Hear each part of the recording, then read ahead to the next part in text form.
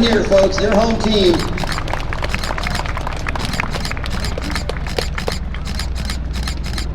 Well, we got a very unique aircraft coming up, and I've got somebody who flies the aircraft to help me out with this. I've got Captain Ed Way up here. Ed, good to have you here. Let me go get me another microphone. You probably could use that. There you go. Give it a shot. See if that's working okay. Hey, testing. I'm happy to be here too. Well, good. Well, we've got this transformer, crazy, modern, unbelievable piece of technology right here in front. It's already airborne. The MV-22 Bravo Osprey. The Osprey aircraft, I just call it the Osprey. Tell us a little bit about the aircraft, Ed. Yeah, the Osprey revolutionized what aviation is becoming right now and into the future, with multiple branches making similar design model changes for their future aircraft. It combines the versatility of a helicopter to be able to land and take off from just about anywhere with the speed and range of an airplane, traveling up to 280 knots, which is a bit over 300 miles an hour. We go to the TH-57, the equivalent would be the Bell 206 helicopter, and then finally we finish off with the T-44 Beechcraft King Air for our multi-engine land training. Only after that fourth airframe do we actually get to even touch an Osprey. That's a lot of training. So how long from start until wings for you? Oh, my record between like 2 and 5 years. I don't even remember at this point. Hey, we've got jumpers out there going on. I've also got Corey Christensen back over here, and he can tell us a little about some of the jump stuff going on. Corey, you want to take the mic and give us a little update on that? Down the parachute. Yeah, Beale's got their own series shop: survival, evasion, rescue, and escape. One of our own guys is up there, Staff Sergeant Nathaniel Carvey. I would call him Carbs. So it's good to have one of our own there jumping with the parachute test squadron from Edwards. Yeah, so here shortly you'll see the #1 guy coming down. He's going to do a PLF, which is called a parachute landing fall. It's designed to lessen the impact of the ground coming up at you. So how fast do you guess they're coming down? Doesn't look too big, maybe 10 feet per second, 8? It all depends on the size of the jumper. In general, round parachutes are supposed to be about 12 miles per hour straight down. You'll see these parachutes are different from the regular Army version, where they actually have handles and they can flare them and soften the land as well. Now, can they do much in the way of steering, or is it pretty limited on these chutes? No, these are highly maneuverable, a lot more than the regular ones where you're climbing up a riser, which is the lines that are going up to the parachute. So they got little toggles where they can easily turn like this guy's doing here.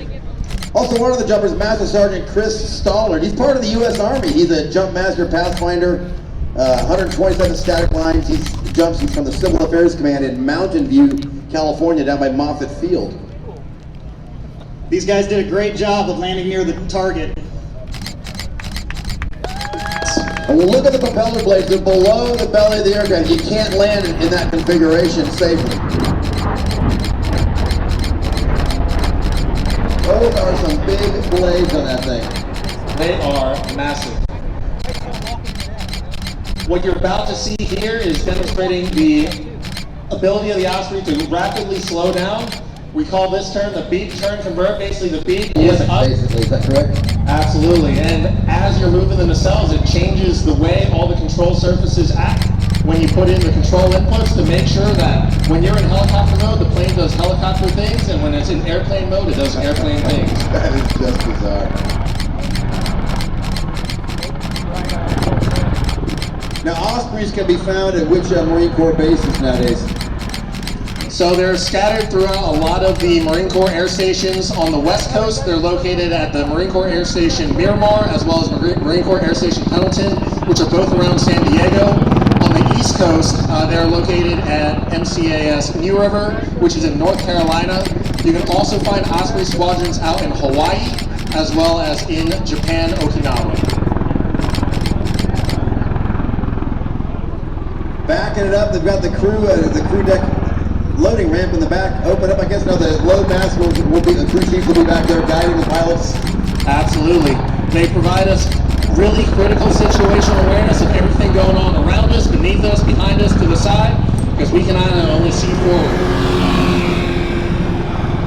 Yeah, MV-22, that's Captain Way was saying there, they got a very long route history starting out in Southern California at the Marine Corps Air Station Santa Ana.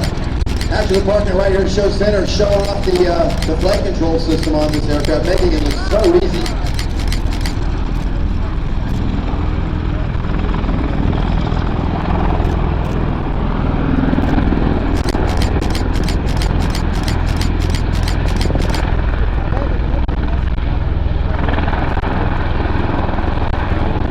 see next is what we'd like to call an Osprey bow after this 360-degree turn.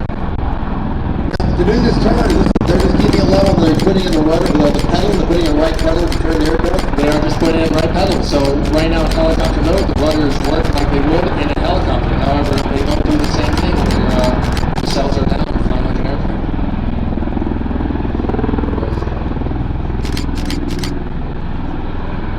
There's the pilots giving us a little bow. How about that, ladies and gentlemen? How about a round of applause for your United States Marines?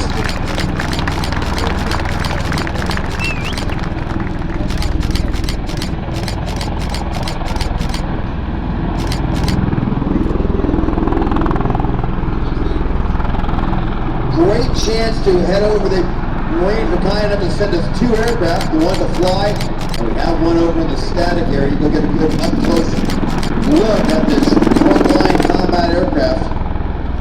Plus, you can buy some sweet merchandise you can't find anywhere else. Well, of course.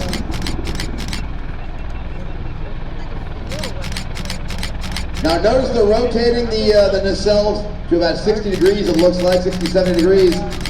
Adds the power to it, and short takeoff, he's airborne in about 200 feet? I don't know. That's a pretty short takeoff.